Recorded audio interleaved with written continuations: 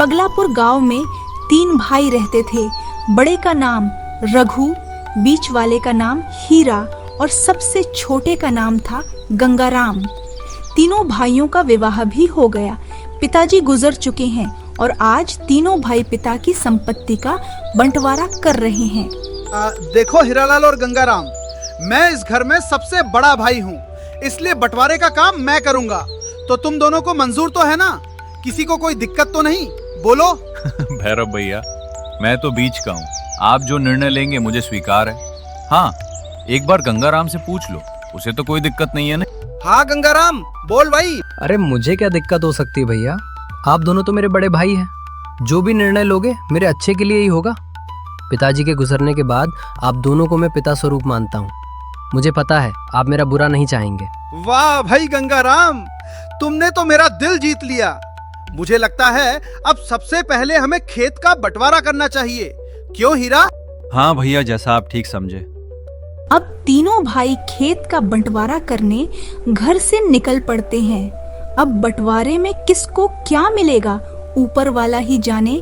फिर थोड़ी ही दूर चलने पर गांव का मुखिया मिल जाता है। अरे आज कहाँ से सूरज निकला है? तीनों भाई, वो भी एक साथ। कहाँ चले? मुखिया जी, आज हम तीनों भाई मिलकर खेत का बंटवारा करने जा रहे हैं। बंटवारा, वो भी मेरे बिना? अरे मुझे तो लेकर चलो। ये दोनों तो मुझे नहीं लेकर जाने वाले। गंगाराम, कम से कम तू तो बोल ही सकता है ना मुझे चलने को, क्यों? नहीं मुखिया जी, ये मेरे बड़े भाई पिता समान है, मेरा भला ही चाहेंगे और आपके बिना जो फैसला लेंगे सही ही लेंगे। आपकी वहाँ कोई जरूरत नहीं है मुखिया जी। ठीक है गंगाराम, भलाई का जमाना तो है नहीं। तुम लोगों का घर का मामला है, तुम लोग जानो, मुझे क्या। इतना बोलकर मुखिया यहाँ से चला जाता है और कुछ देर बाद तीनों भाई खेत में पिता के द्वारा लगाए हुए सेब के पेड़ के नीचे पहुँच जाते हैं। लो भाई, हम लोग पहुंच गए खेत में। हाँ, तो अपने पास एक बड़ा खेत और एक मैड है और हम ठहरे 3 लोग। तो गंगाराम, हम दोनों बड़े भाई हैं, इसलिए खेत में हम दोनों भाइयों का हिस्सा होगा। जो मैड बचती है वो आती है गंगाराम तुम्हारे हिस्से में। मुझे स्वीकार है भैया, मुझे स्वीकार है। ये तो बहुत अच्छा निर्णय है। खेत ना सही पर घर का बंटवारा जरूर मेरे पक्ष में करेंगे भैया। कहो गंगाराम, चुप क्यों हो? तुम्हें तो कोई आपत्ति नहीं है ना? नहीं भैया, आप बड़े हैं, जो करेंगे सही करेंगे, ये निर्णय मुझे भी मंजूर है। कोई आपत्ति नहीं है। तो अब बारी आती है पिताजी के लगाए हुए इस सेब के पेड़ की। क्यों, सही है ना भैरव भाई? लगे हाथ इसका भी बंटवारा कर ही लेते हैं। हाँ हीरा, ये तो पते की बात कही तूने। सेब का पेड़ एक है और हम 3। इसलिए ऊपर से आधा सेब का पेड़ मेरा होगा और आधा सेब का पेड़ हीरा का होगा। उसके बाद जो जड़ बचती है तो वो होगी गंगाराम की। कहो, मंजूर है दोनों को, है? हाँ हाँ भैया, ये भी बहुत अच्छा फैसला है और आपका ये फैसला भी मंजूर है मुझे। मुझे भी मंजूर है भैया। मैं तो भला सबसे छोटा हूँ, आप लोगों की बात कैसे टाल सकता हूँ। मंजूर है मुझे भी। ठीक है ठीक है, अब बारी है घर के बंटवारे की। चलो अब घर चलते हैं। हाँ भैया, हाँ, चलो चलो। इसके बाद तीनों भाई खेत से चल पड़ते हैं। लो भाई लो, समय आ गया घर के बंटवारे का भी। किसी को कुछ बोलना है तो भी झिझक बोल सकते हो, और मेरे पिछले फैसलों से किसी को कोई आपत्ति तो नहीं? पहले ही बोल दो। नहीं भैया, ये कैसी बात कर रहे हैं? आप तो हमसे बड़े हैं, जो निर्णय लेंगे सही ही लेंगे। क्यों हीरा भाई? हाँ हाँ भैया, छोटा सही कह रहा है, आप तो बंटवारा कीजिए। तो फिर ठीक है, अब बारी है इस घर की। तो इस घर में 4 कमरे हैं और हम ठहरे 3 भाई। अगर हम तीनों भाई एक एक कमरे रखते हैं तब एक कमरा बच जाएगा। फिर हम तीनों भाइयों के बीच इस कमरे के लिए होगा झगड़ा। हाँ भैया, बात तो आपकी बिल्कुल ठीक है। तो अब क्या करें? तो मेरा निर्णय यही निकलता है, इनमें से 2 कमरे मेरे और 2 कमरे हीरा के होंगे, और जो इनकी छत बची है वो हो जाएगी गंगाराम के हिस्से में। भैरव के इस फैसले से गंगाराम बहुत दुखी हो जाता है। फिर भी बड़े भाई का फैसला पत्थर की लकीर मानकर कुछ नहीं कहता और चुपचाप सह लेता है। हीरा, सब चीजों का तो बंटवारा हो चुका है, अब मेरे ख्याल से और कुछ नहीं बचा। अरे नहीं भैया, घर, खेत और पेड़ के बाद एक जरूरी चीज का बंटवारा करना तो आप भूल ही गए। सच में? अरे हीरा, वो क्या चीज है जिसको मैं भूल गया? अब जरा याद तो दिला, क्या भूल गया? भैया, पिताजी ने हम तीनों भाइयों के लिए पैसों की एक पोटली भी तो छोड़ी थी ना। उसे कैसे भूल गए आप? अरे हाँ, याद आया। कहाँ रखी है वो पोटली? लेकर तो आ जरा, उसका भी आज खेल खत्म कर ही देते हैं। जा फटाफट लेकर आ। हाँ भैया, हाँ, मैं अभी लेके आता हूँ पोटली। और थोड़ी देर बाद एक मटका उठाकर बाहर ले आता है, फिर उसे फोड़ता है तो उसमें कुछ सिक्के निकलते हैं, जिनमें कुछ नए सिक्के थे और कुछ पुराने जमाने के खोटे सिक्के थे। अरे देखो भैया, इसमें तो 2 प्रकार के सिक्के हैं। एक जो अभी वर्तमान में चल रही हैं और दूसरे सिक्के जो हमारे दादा के दादा के दादा वाले जमाने के हैं, जो कि बेकार धातुओं के बनाए हुए हैं। भैया, तो अब इन सिक्कों का कैसे बंटवारा करोगे? बात तो तेरी बिल्कुल सही है, ये तो बड़ी समस्या हो गई। तो सुनो, इनमें से जितने भी सिक्के अभी चल रहे हैं, उन सिक्कों पर हक मेरा और हीरा का होगा। और गंगाराम छोटा है, इसलिए जो सिक्के बहुत पुराने हैं वो गंगाराम के होंगे। हाँ भाई गंगाराम, तुम चाहो तो इन सिक्कों को ले सकते हो। इस तरह दोनों बड़े भाई घर खेत तो ले ही चुके थे और पैसे भी ले लेते हैं। बेचारे गंगाराम के पास कुछ नहीं बचता। भैया, आप दोनों ने तो सारे रुपए पैसे ले लिए और मुझे दिए, तो वो भी ये खराब खोटे सिक्के। ठीक है भैया, अगर मेरे तकदीर में सिर्फ ये खोटे सिक्के ही लिखे हैं तो इसमें आप लोग भी क्या कर सकते हैं? मैं इनको ही रख लूंगा। गंगाराम अंदर से टूट चुका था। उसके भाइयों ने उसके साथ बहुत गलत किया। उसके बाद वह अपने हिस्से के सिक्कों को लेकर जैसे ही घर के अंदर जाने लगा। अरे गंगाराम, तू पगला गया क्या बे? हैं? अरे तूने ठीक से सुना नहीं? अब घर का बंटवारा हो चुका है और इस घर पर सिर्फ और सिर्फ हमारा हक है, हमारा। तुमको तो बंटवारे में छत मिली है, आज से तुम छत पे जाके रहो, क्योंकि तुम्हारा हिस्सा तो सिर्फ छत में है। घर के अंदर पैर भी नहीं रख सकते। हाँ, अब से ये घर हम दोनों का हो चुका है, समझा? भैया, आप ही कैसी बातें कर रहे हैं? मेरे साथ ऐसा क्यों कर रहे हो? अगर मेरे से कोई गलती हो गई तो छोटा समझकर मुझे माफ कर दो। मेरे साथ ऐसा मत करो भैया। मैं कहाँ जाऊंगा? मेरी तो पत्नी भी बीमार है और एक 15 साल का लड़का है। मैं उनको कहाँ लेकर भटकता फिरूं? आप लोग घर में नहीं रहने देंगे तो हम कहाँ रहेंगे, क्या खाएंगे? आप ही बताइए। अरे गंगाराम, ये तो तुझे बंटवारा करने से पहले सोचना था ना, बाद में पछताने से क्या होगा? तेरा इस घर के अंदर कुछ नहीं है। सब ऊपर है, जो भी करना है ऊपर ही करना। उसके बाद गंगाराम को उसकी पत्नी और उसके बच्चे के साथ घर से धक्के मारकर बाहर निकाल देते हैं।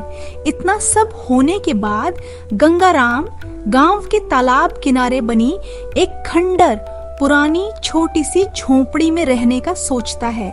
रमा, अब तो हमें इसी में गुजारा करना पड़ेगा और दूसरी जगह भी नहीं है अपने पास, तो चलो अंदर। गंगाराम अपने परिवार के साथ झोपड़ी में चला जाता है और जमीन पर बैठा किस्मत को कोसता है। हे भगवान, हमारे साथ ऐसा क्यों कर रहा है? अब न घर के बचे और न घाट के। कैसे कटेगा जीवन? मैंने तो आज तक किसी का बुरा करना तो दूर, किसी के लिए बुरा भी नहीं सोचा। अब रोते रहो, जी भर के रोते रहो। बुद्धि तो तुम्हारी घास चरने गई थी। हाँ, अरे मेरी सबसे बड़ी गलती हो गई जो मैंने तुम्हारे साथ ब्याह किया। बड़े भाई बोल बोल कर तुम कुछ ज्यादा ही उड़ने लगे थे। लो, देख लिया ना नतीजा, अब भुगतो। रमा, किसे पता था वे लोग ही मेरे साथ ऐसा करेंगे? अरे वे दोनों मेरे बड़े भाई हैं, बड़े भाई। मैं उनसे सवाल जवाब करता तो वो मेरे पिता के सिखाए संस्कारों के खिलाफ हो जाता। अरे आपके बड़े भाइयों ने ही अपने छोटे भाई के लिए ही कुछ नहीं सोचा। तब मुझे ये समझ नहीं आता तो आप क्यों संस्कारों को लेकर बैठे हैं?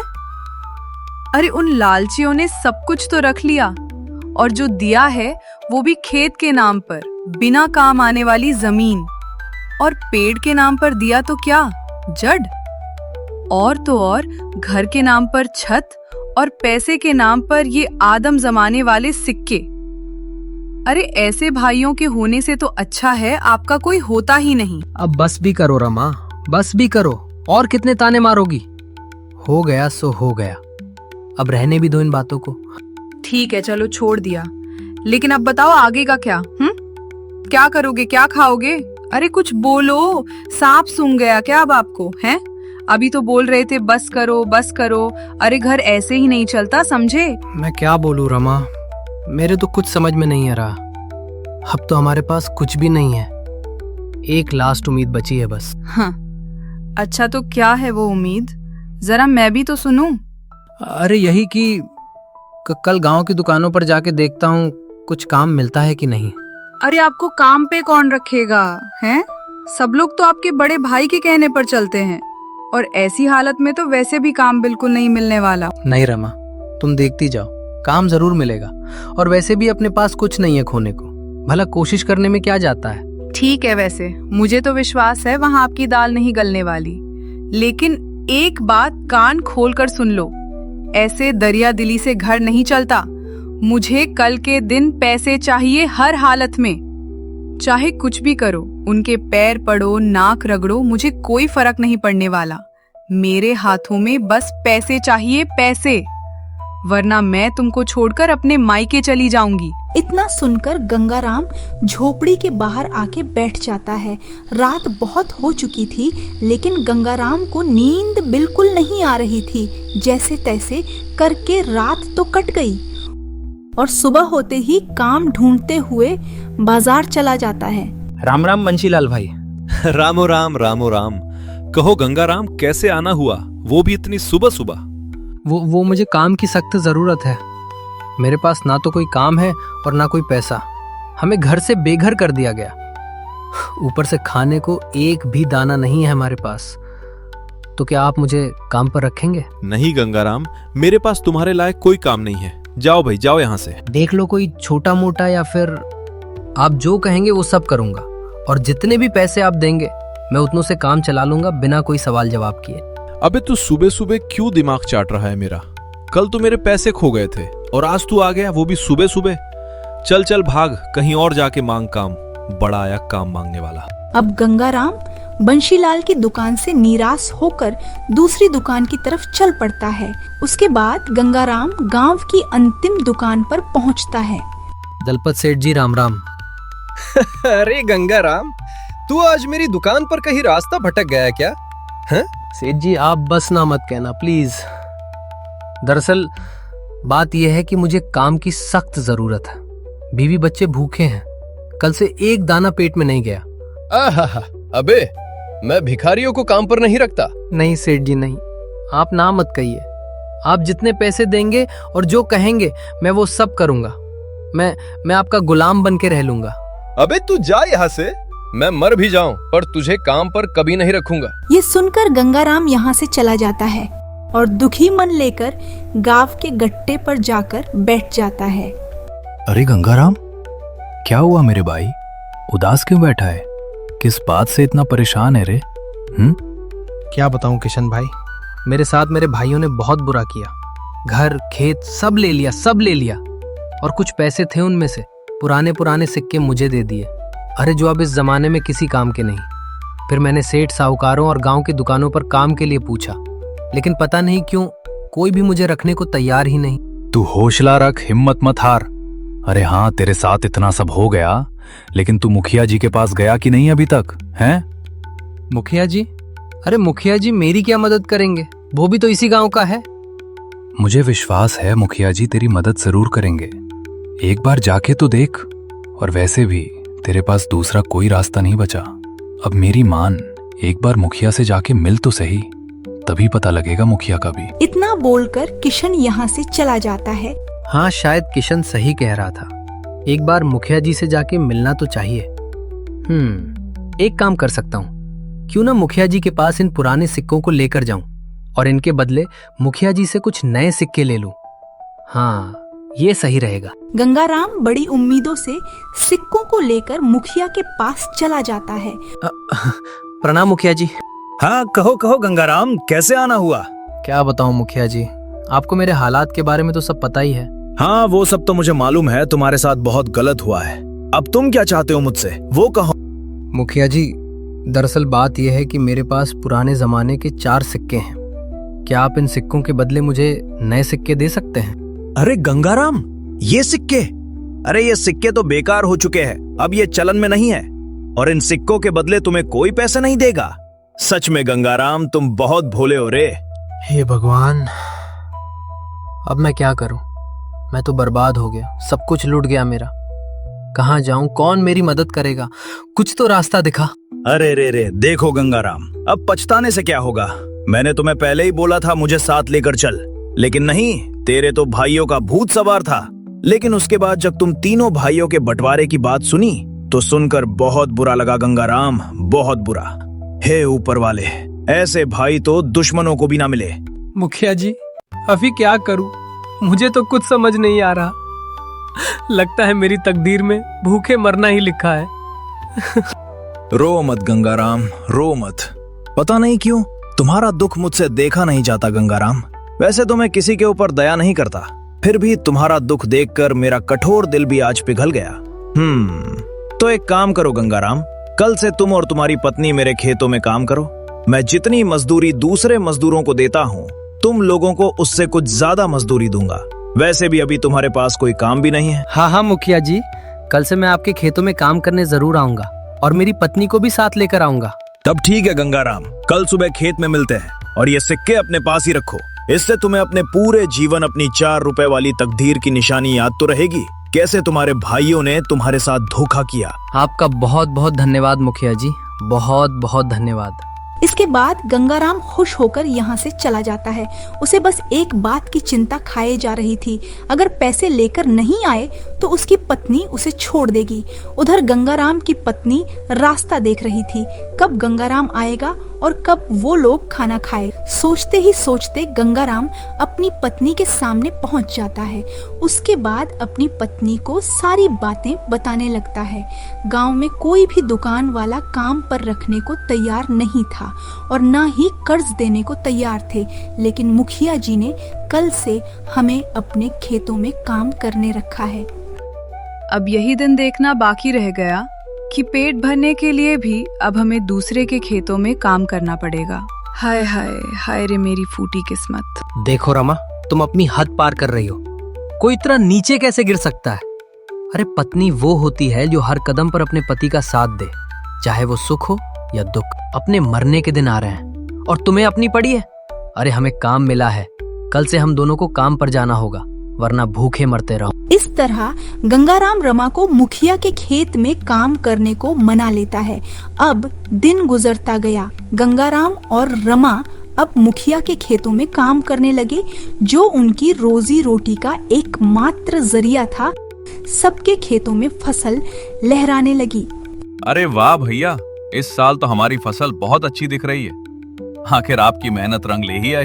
हाँ छोटे, इस साल तो फसल बहुत अच्छी तैयार हुई है। अब तो आमदनी भी अच्छी खासी ही मिलेगी।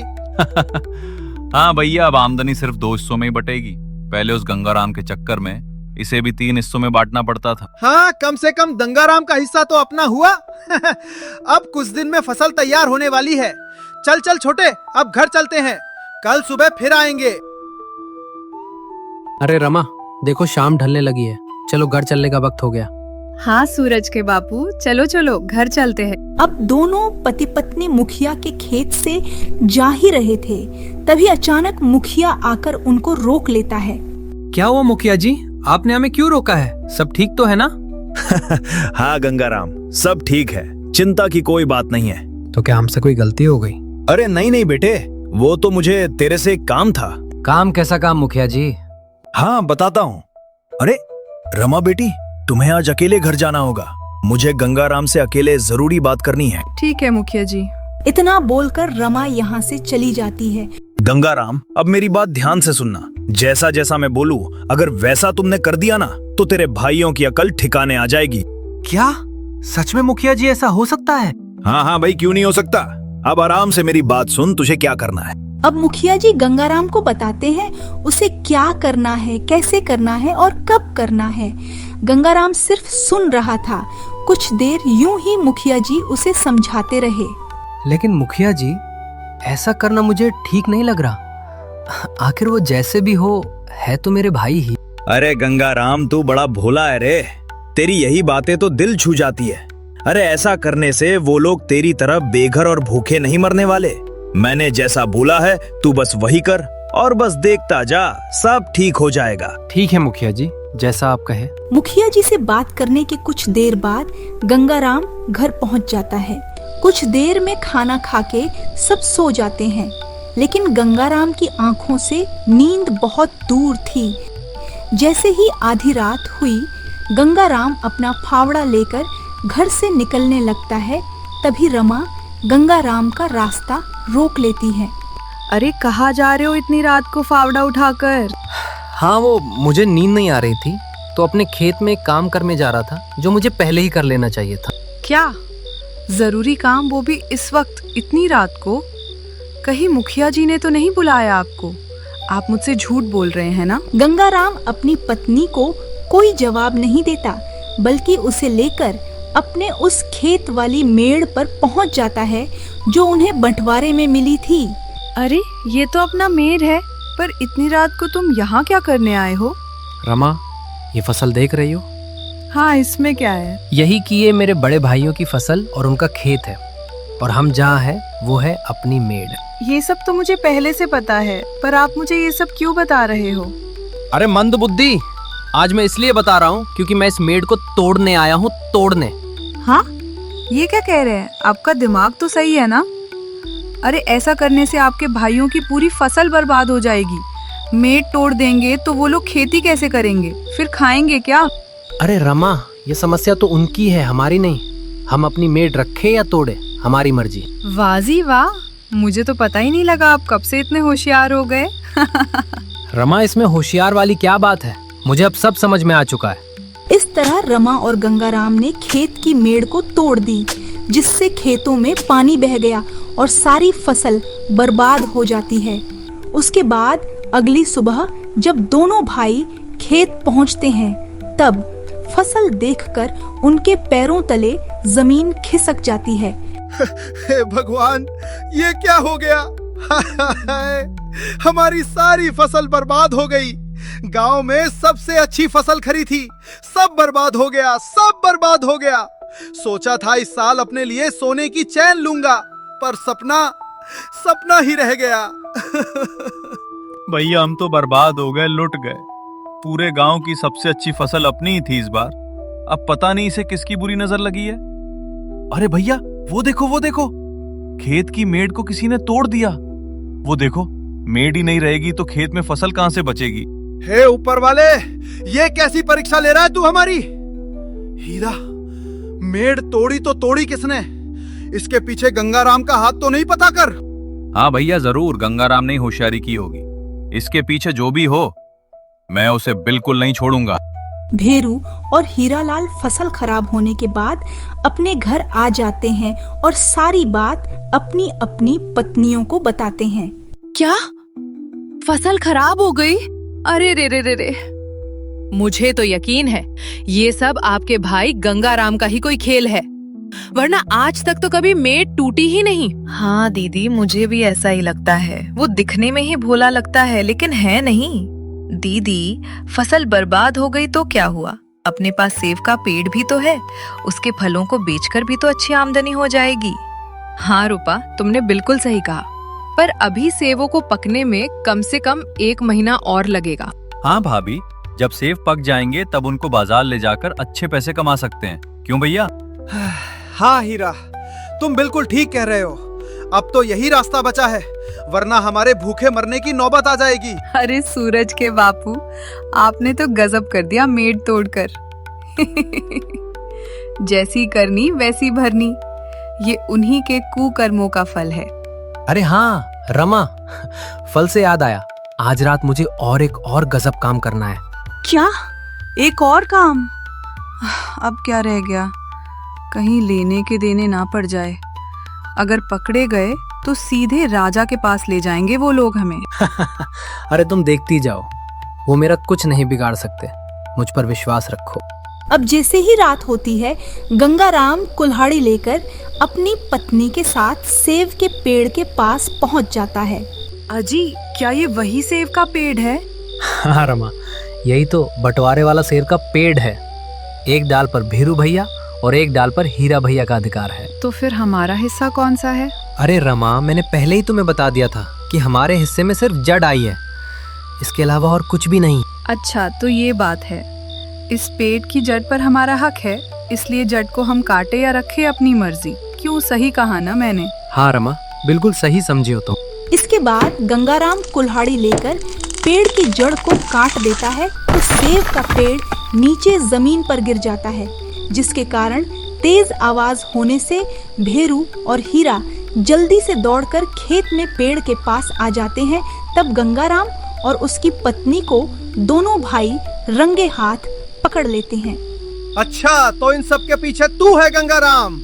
तू हमारे साथ ऐसा कर रहा है, अपने भाइयों के साथ?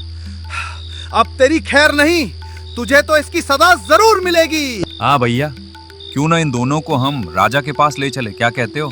हाँ, बिल्कुल ठीक कहा हीरा तुमने। वहाँ इनको कौड़े की सजा दिलवाएंगे तो इनकी अकल ठिकाने आ जाएगी। हाँ, हमसे पंगा लेना बहुत महंगा पड़ेगा गंगाराम तुम्हें। अजी, ये तो हमें राजा के पास लेके जाने वाले हैं। अब तो हम गए, हमारा कुछ नहीं हो सकता। गंगाराम के पास रमा की बात का कोई जवाब नहीं था। दोनों को रात भर कहीं नहीं जाने देते, फिर सुबह होते ही राजा के दरबार में पेश कर देते हैं। उसके बाद राजा को बताते हैं कैसे गंगाराम और उसकी पत्नी ने मिलकर अपराध किया है। सारी कहानी राजा को सुना देते हैं। ओहो, तो ये बात है। देखो भैरव और हीरालाल, मैंने तुम दोनों की बात सुनी है और तुम्हारा इल्जाम ये है कि तुम्हारा अपना छोटा भाई गंगाराम तुम्हारी फसल को बर्बाद कर दिया, वो भी खेत की मेड़ तोड़कर, और जो फल का पेड़ था उसको भी जड़ से काट दिया। हाँ तो गंगाराम, क्या ये सच है? और सच है तो तुमने ऐसा क्यों किया? हाँ महाराज, ये सच है, लेकिन मैंने जो कुछ किया है वो गलत नहीं है। इन लोगों ने आपको आधी अधूरी बात ही बताई है। आधी अधूरी बात? क्या मतलब है तुम्हारा? तुम कहना क्या चाहते हो? साफ साफ कहो। महाराज, बात यह है कि खेतों का बंटवारे करते हुए मेरे दोनों भाइयों ने खेत अपने हिस्से में कर लिया। आधा भैरव भाई का और आधा हीरा भाई का, और मुझे दिया सिर्फ मेड़। अब मैं अपनी मेड़ तोड़ूं या रखूं, मेरी मर्जी। इसमें तो किसी को कोई आपत्ति नहीं होना चाहिए ना महाराज? अच्छा चलो मान लिया, लेकिन वो सेव का पेड़ तो उनके खेत में है, जो तुमने काटा है उसका क्या? उसकी तो सजा तुम्हें मिलनी चाहिए ना? हाँ महाराज, अगर आपको लगे मैंने गलती की है तो मुझे बेझिझक सजा दे सकते हैं, लेकिन उस पेड़ की सच्चाई भी आपको जाननी चाहिए। क्या? इस पेड़ के पीछे भी कहानी है? हाँ बताओ बताओ, क्या सच्चाई है इसके पीछे? महाराज, पेड़ की बात यह है कि जब बंटवारा हुआ था तब मेरे दोनों भाइयों ने सेब से लदा ऊपर का पेड़ अपने हिस्से ले लिया, और मुझे पेड़ के नाम पर सिर्फ उसकी जड़ दी गई। अब महाराज, जड़ मेरा है, मैं काटूं या रखूं, इसमें भी तो मेरी ही मर्जी होगी महाराज, और इसमें भी किसी को हस्तक्षेप करने का कोई अधिकार नहीं है महाराज। अब जड़ मेरी थी और मुझे चाहिए थी तो मैंने इसे काट लिया। अब आप ही बताइए, मैंने कोई गलती की है? गंगाराम, तुम्हारा कहना भी सही है। तुमने तो ईंट का जवाब पत्थर से देकर खूब बदला लिया है। वाह भाई वाह गंगाराम, मान गए तुमको। तुम भोले दिखते जरूर हो, लेकिन हो नहीं। ये क्या महाराज, आप तो भला इसी की तारीफ करने लगे। हमें न्याय दीजिए महाराज, हमें न्याय दीजिए। मूर्खों, तुम दोनों को शर्म आनी चाहिए। अरे अपने छोटे भाई के साथ ऐसा अन्याय कौन करता है? शक्ल तो देखो इनकी। न्याय चाहिए इन्हें, न्याय। इससे पहले कि मुझे गुस्सा आए और मैं तुम दोनों को कोड़े मरवाऊं, निकल जाओ मेरी आंखों के सामने से, निकल जाओ। महाराज ने इतना बोला ही था, भैरव और हीरा दुम दबाकर यहाँ से निकल जाते हैं। उस भिखारी गंगाराम की इतनी हिम्मत, उसने सरेआम हमें बेइज्जत करवाया। मैं उसे नहीं छोड़ूंगा, नहीं छोड़ूंगा। हाँ भैया, आपकी गांव में कितनी इज्जत थी, सब एक झटके में उसने मिट्टी में मिला दिया। उसे बिल्कुल नहीं छोड़ना भैया। सब मिट्टी में मिल गया हीरा, सब मिट्टी में मिल गया। सबक तो उसे सिखाना ही पड़ेगा, वरना उसके पंख निकल आएंगे। हाँ भैया, लेकिन उसको सबक सिखाए कैसे? मेरे तो कुछ समझ में नहीं आ रहा। वो सब मेरे पर छोड़ दे। गंगाराम और उसकी पत्नी रोज मुखिया के खेत में काम करने जाते हैं। उन्हें क्या पता उनका बेटा दिन भर क्या करता है, कहाँ जाता है। अब आएगा मजा। इसका क्या मतलब है भैया? मैं कुछ समझा नहीं। अरे हीरा, किसी को बर्बाद करना है तो उसकी औलाद को गलत काम सिखा दो, बस फिर देखो रोज रोज तमाशे। वाह भैया वाह, आप भी कम नहीं हो।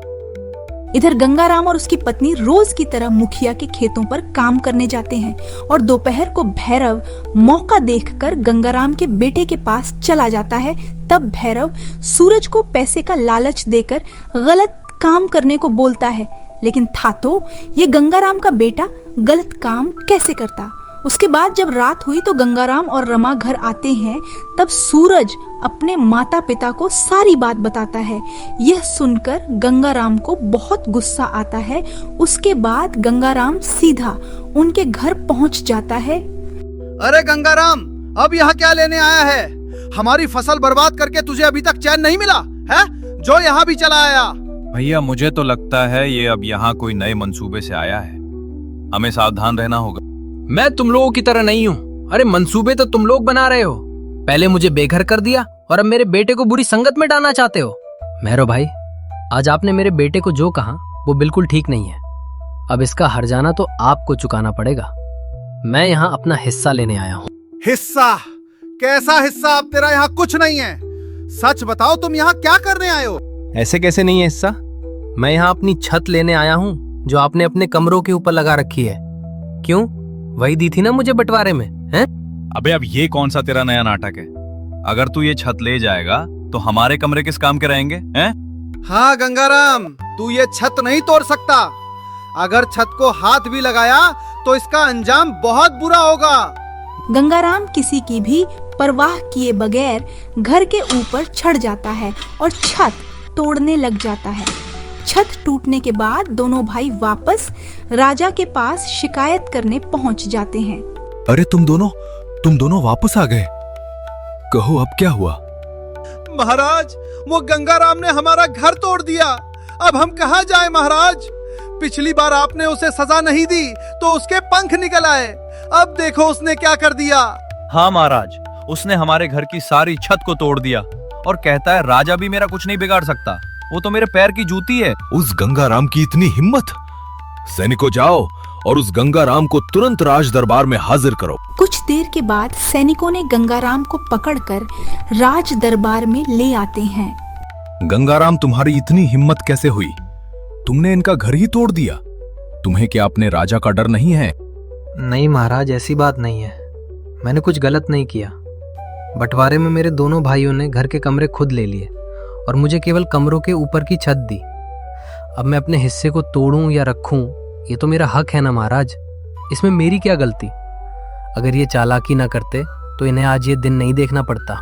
अरे भैरव, तुमने घर के बंटवारे में गंगाराम को सिर्फ छत दी, क्या ये सच है? हाँ महाराज, ये सच है।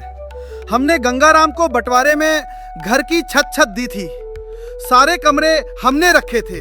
अरे रे रे रे, ये कैसा बंटवारा हुआ?